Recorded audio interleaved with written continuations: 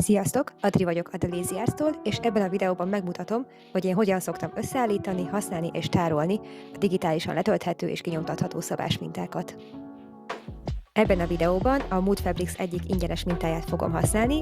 Hogyha lejjebb görgetünk, akkor láthatjátok, hogy írják, hogy mennyi anyagot ajánlanak, illetve hogy milyen anyagot. Hogyha itt beírod a nevedet és az e-mail címedet, rákattintasz a gombra, akkor pedig egyből el is küldik neked a PDF mintát. Ezek a szabásminták kb. Így szoktak kinézni, ahogy látjátok.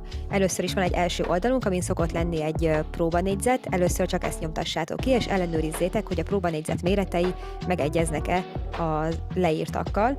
Van itt még egy ilyen átfogó kép, hogy az összeragasztott egymáshoz illesztett lapoknak mit kell kiadniuk. A következő oldalon látjátok a mérettáblázatokat, ami alapján majd ki kell választanatok, hogy melyik méretet szeretnétek megvalósítani az adott szabásmintából.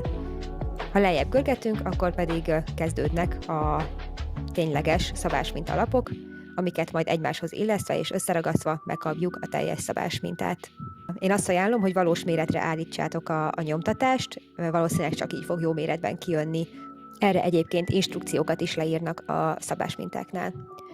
A szabásmintákat legtöbb esetben egy A4-es formátumú PDF-ben kapjátok meg. Előfordulhat, hogy a szabásmintáknak van mondjuk A1-es, A0-as plotterre nyomtatható formátuma is, de ez inkább a fizetős szabásmintáknál fordul csak elő szerintem. Hogyha kinyomtattad a lapokat, akkor jöhet a papíroknak a méretre vágása. Erre többféle utasítást is találhatsz majd a PDF-ekben. Lehet, hogy van, ahol azt írják, hogy nem is szükséges levágni, vágás nélkül is egymáshoz illeszthetők a lapok.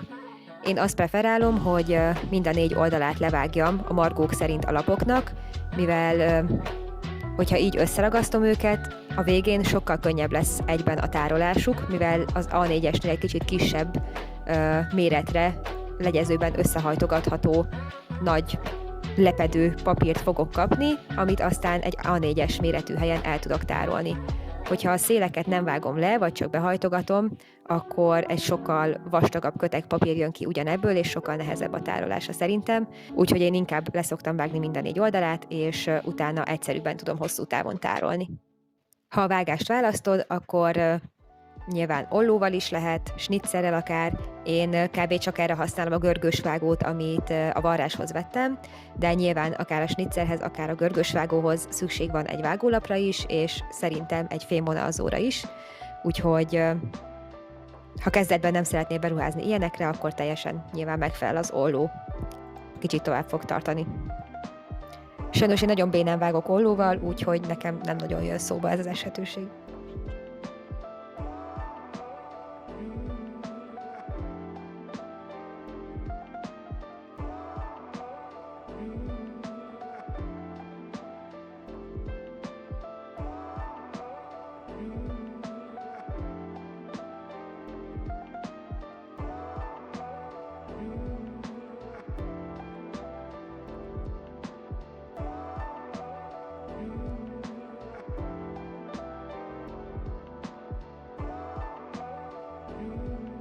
Ha készen vagyunk a vágással, akkor jöhet a papír szabásminta összeállítása és összeragasztása.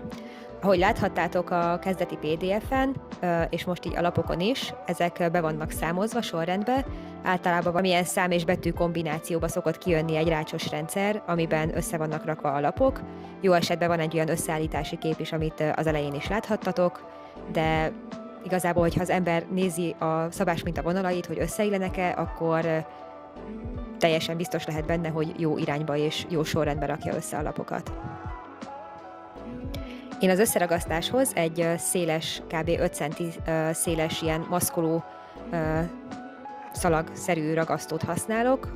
Igazából nekem az a tanácsom, hogy valami ilyen nagyon szélesebb ragasztót használj az összeállításkor, mivel hogyha mindkét papírra nagyobb felületen tud felragadni a ragasztó, akkor később a hajtogatáskor és a tároláskor sokkal könnyebb lesz a dolgod, nem fog lejönni a ragasztó a papírról, mint egy vékonyabb ragasztó esetében. Mivel nekem nem átlátszó a ragasztóm, ezért én a papírok hátulján szoktam összeragasztani a szabásmintát, és itt ugye nagyon kell figyelni arra, hogy tulajdonképpen egy tükörképben kell összeraknod a lapokat, nem balról jobbra, hanem jobbról balra haladva. Így kétszer is ellenőrizheted magad azzal, hogyha megnézed, hogy jól futnak-e a szabásminta vonalai. Az utolsó tippem a ragasztáshoz, hogy ne csúszós felületen csináld. Én először a parkettánkon próbálkoztam, de szerintem 2-szer annyi időbe telt ott összerakni egy szabásmintát, mivel az összeillesztett papírok folyton elcsúsztak egymástól. Mióta a szőnyegünkön csinálom, azóta sokkal gyorsabban haladok, és sokkal pontosabban is tudom illeszteni a papírokat, mivel nem csúsznak el egymástól, ha ott hagyom őket.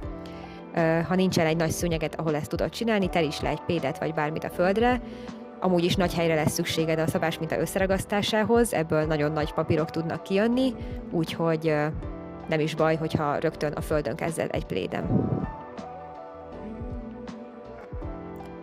A szabásminták többféle formátumban jöhetnek. Előfordulhat, hogy csak egy-egy méretnek a szabásmintáját töltöd le, tehát egyetlen egy méret szerepel a papíron, amit aztán így a papírból közvetlenül is kivághatsz.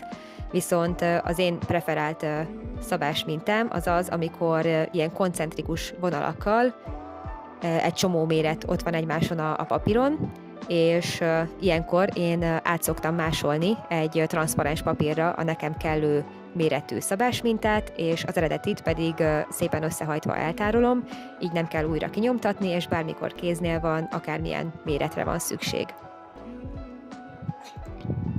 A különböző méretekhez egyébként mindegyikhez különböző vonalminták tartoznak, amihez lesz egy jelmagyarázat a szabásmintán. Arra nagyon figyelj, hogy ha kiválasztottál egy méretet, akkor az összes szabásminta elemnél ugyanazt a hozzá tartozó vonalat rajzold át. Ehhez a másoláshoz tehát szükséged lesz valamilyen átlátszó papírra. Én erre az egyetemről megmaradt pauszpapíromat használom, de például sütőpapírt is használhatsz, hogyha nem akarsz ilyen fölösleges dolgokra beruházni, ha még nem is tudod, hogy szereted-e a varrást. Ami fontos szerintem, hogy minél szélesebb anyagot válasz, szélesebb papírt, mivel nekem például egy csomószor össze kell ragasztanom ezt a kb. A4-es magasságú papírt, szóval egy 2 csíkot össze kell ragasztanom, hogy kijöjjön az adott szabásmintának a szélessége. Ezen kívül valamilyen íróeszközre lesz szükséged, akár tollra, akár ceruzára. A ceruzának nyilván az az előnye, hogy azt ki lehet radírozni. Én azért tollat használok, mert van egy csomó színes tollam, és szeretem őket használni, illetve a kamerában talán jobban látszik a tollal rajzolt vonal. Szóval, hogyha több méret van a szabásmintán, és át kell másolnod a neked szükségeset, akkor először ki kell választanod a mérettáblázat alapján, hogy melyik méret való rád. Simán előfordulhat, hogy különböző testrészeidre egyébként különböző méret lesz jó. Itt tök király, hogy igazából a szabásminta másolásánál így összeolvaszthatsz több méretet.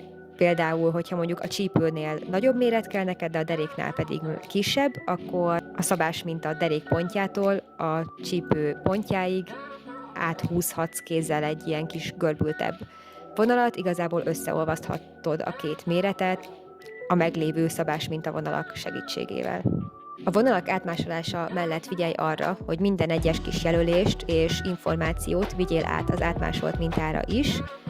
A körvonal mellett a különböző jelöléseket, amik illesztési pontok lesznek, illetve lehet, hogy ott kell majd behajtani, vagy bármit csinálni a szabásmintával, vagy hát a kivágott elemmel, illetve a szabásminta elem közepén szoktak lenni információk, például, hogy merre néz a szálirány, ez egy nyíllal szokott jelölve lenni, illetve, hogy hajtáson kell csinálni, hogy tükrözve kell kivágni, hogy hány darab kell az adott elemből, hogy a főanyagból kell, vagy a bélésanyagból. Nagyon fontos, hogy ebből mindent vigyél át a másolt mintára is, illetve írd rá a minta nevét, és hogy ez melyik szabásminta elem.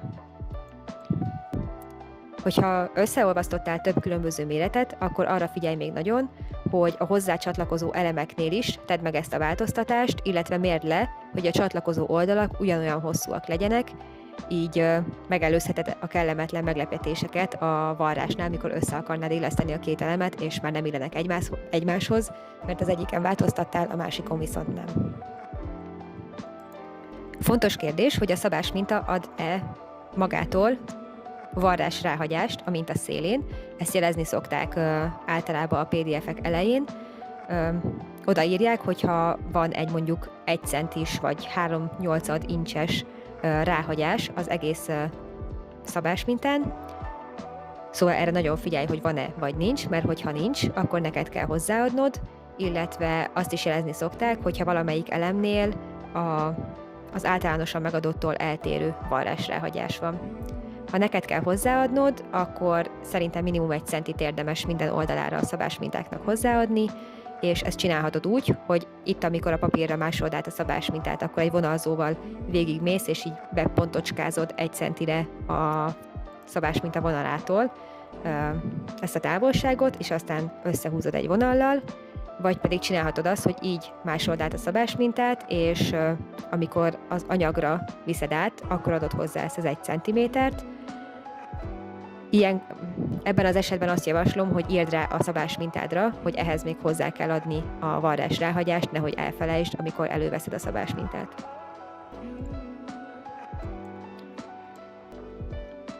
Ha készen vagy a másolással, akkor egyszerűen vágd ki egy ollóval, viszont hogyha van szabóollód, ne azt használd, mert rontod az élét a papírral, hanem egy másik, mondjuk konyhai ollót használj ehhez. Én sokszor előre össze szoktam rakni egyébként a szabásmintákat, és nem feltétlenül akkor csinálom meg, amikor szükségem van rá, de akár a használat előtt, akár a használat után eltárolom őket. Ezt az eredeti szabásmintánál úgy teszem meg, hogy legyezőszerűen összehajtom, így először az oszlopokat kibehajtom, és utána hosszában is egy A4-esre kibehajtom az egészet, és a végén így egy A4-esnyi pakkot kapok, amit aztán szépen lefűzök egy mappába. A másolt mintákkal egyébként kvázi ugyanezt szoktam csinálni, ugye ott nincs egy ilyen sorvezetőnk, hogy hogyan hajtsuk össze A4-esre, ilyenkor szoktam fogni egy lapot, és azt így a szabásminta fölé rakva addig hajtogatom, amíg befér egy A4-es méretű műanyag bugyiba. Ezután ráírom a szabásminta nevét, és hogyha az a másolt minta, akkor ráírom, hogy melyik méretet másoltam le belőle, és befűzöm egy mappába, és így tárolom a következő használatig. Használat előtt pedig, hogyha el akarjátok tüntetni a hajtásokat, akkor nagyon alacsony fokozaton ki lehet vasalni a szabásmintákat, és akkor ugyanúgy megint szép sima lesz, és mehet vele a szabásvarrás. Ez volt minden, amit a szabásminták összerakásáról mondani tudtam. Köszönöm, hogy végignézted a videómat. Ha bármi kérdésed vagy hozzászólásod lenne még, akkor írd meg a komment szekcióban, illetve nézd meg a többi vallással kapcsolatos tartalmamat is. Adri voltam a The Lazy Ass-tól. Sziasztok!